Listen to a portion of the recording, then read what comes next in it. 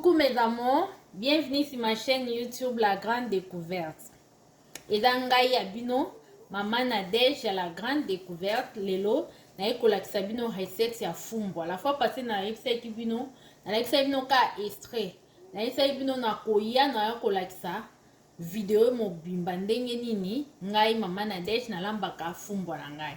Et sans plus tarder, na remercier bandeko nyonso o bazozala wana pona ko commenter, pona ko partager ba vidéo na biso. Et ceux qui ndeko na nous s'abonner, c'est la première fois au kota la vidéo na biso, s'il vous plaît, s'abonner pour que vous allez décider. Voilà. Bolanda vidéo oyo vraiment bo tirer vraiment attention na bino na olakisa bino étape par étape ndenge nini ngai na lambaka fumbo na ngai.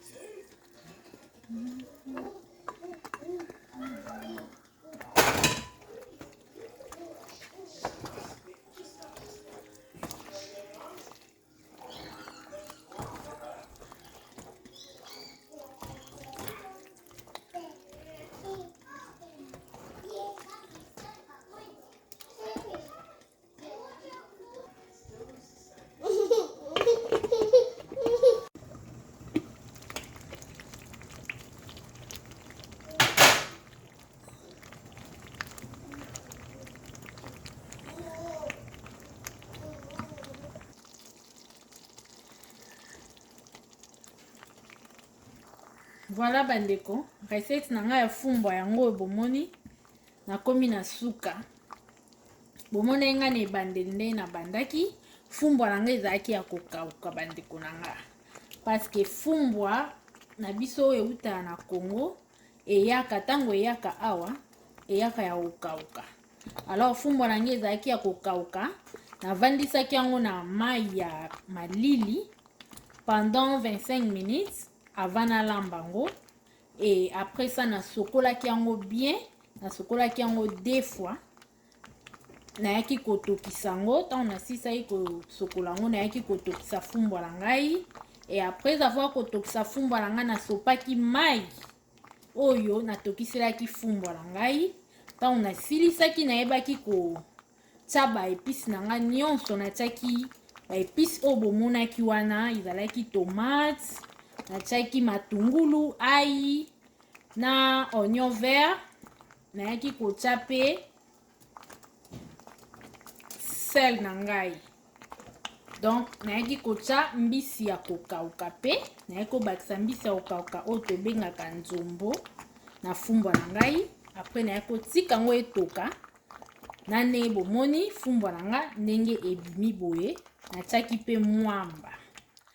Awa biso na Amérique ba mwamba eza ya bandenge ebele, ya ba sorti ebele, mais nalakisaki bino sorti ya mwamba oyo nga nasalelaka mpo nalamba fumbwa na ngai.